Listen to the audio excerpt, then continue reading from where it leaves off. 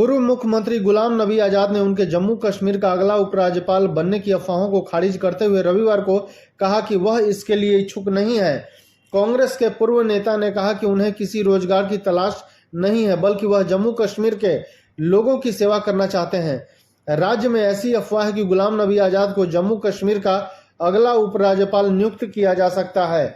गुलाम नबी आजाद ने अपने डीपीएपी की स्थापना दिवस के अवसर पर एक रैली को संबोधित करते हुए कहा, मैं लोगों से अनुरोध करूंगा कि वह उन अफवाहों पर भरोसा न करें।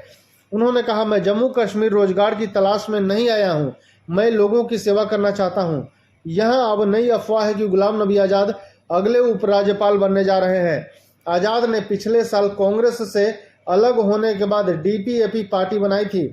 सियासी हलकों में आजाद की यह कहकर आलोचना की जा रही है कि वह भाजपा के कहने पर जम्मू कश्मीर की राजनीति में लौटे हैं।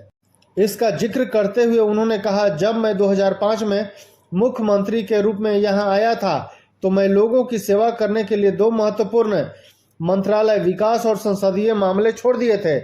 ऐसा नहीं है कि मेरे पास काम नहीं है। आजाद ने कहा कि बेरोजगारी और महंगाई जम्मू कश्मीर की दो मुख्य समस्याएं हैं, जिनका समाधान वह क्षेत्र की पर्यटन क्षमता को बढ़ाकर करना चाहते हैं।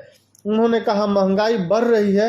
यह सच है कि महंगाई सिर्फ भारत में ही नहीं है, यूरोप में महंगाई सबसे अधिक है, लेकिन उनके पास इससे निपटने के अन्य साधन भी हैं, जबकि हम एक गरीब राज्य हैं। उन्होंने कहा, बेरोजगारी भी बढ़ रही है, कोई नौकरी नहीं है, सरकार विज्ञापन दे रही है लेकिन साक्षात्कार नहीं हो रहे हैं। शिक्षित युवकों के पास कोई रोजगार नहीं है और उनके माता पिता ने उनकी शिक्षा पर अपनी बचत की रकम को खर्च कर दिया है। उन्होंने कहा कि पर्यटन में समाज के सभी वर्गों को रोजगार प्रदान करने की क्षमता है। उन्होंने कहा, एक ट्यूलिप गार्डन जो 2007 में बनाया गया था, ट्यूलिप गार्डन ने हजारों लोगों को रोजगार दिया। मुख्यमंत्री के रूप में मेरी योजना थी कि जम्मू कश्मीर के प्रत्येक जिले में 10 से 12 पर्यटन स्थल विकसित किए जाएं। उन्होंने कहा, मेरी यह भी योजना थी कि होमस्टे सुविधाएं स्थापित करने के लिए लोगों को ऋण दिया जाए ताकि उन्हें आमदनी की अवसर मिल सके।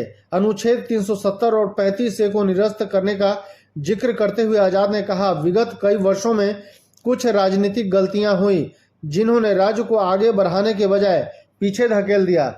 पिछले 9 वर्ष में अनुच्छेद 370 और 35A को निरस्त कर एक और बड़ी गलती की गई। गुलाम नबी आजाद ने पार्टी नेताओं से विरोधियों पर निजी हमले नहीं करने को कहा। धन्यवाद।